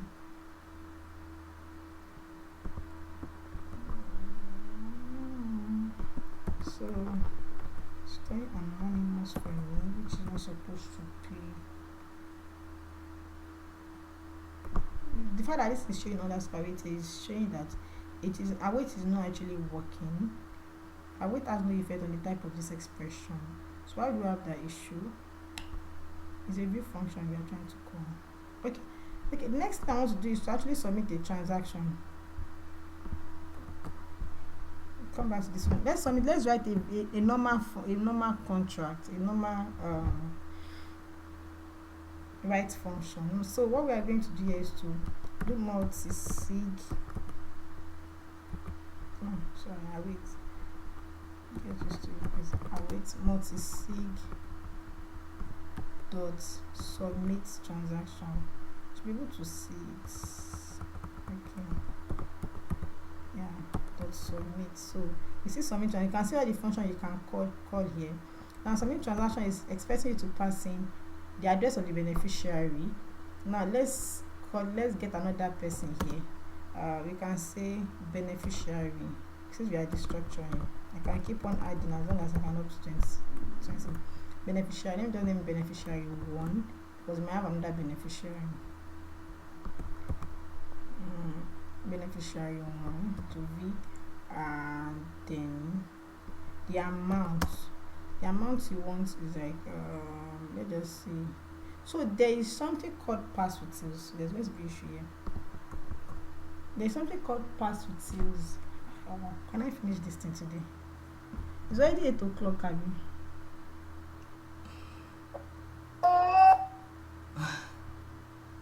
So I think I just need to give us an assignment. We'll be talking online. Since you are the only one on call, everyone that's watching this YouTube video should do the assignment. So I'm not going to stop here.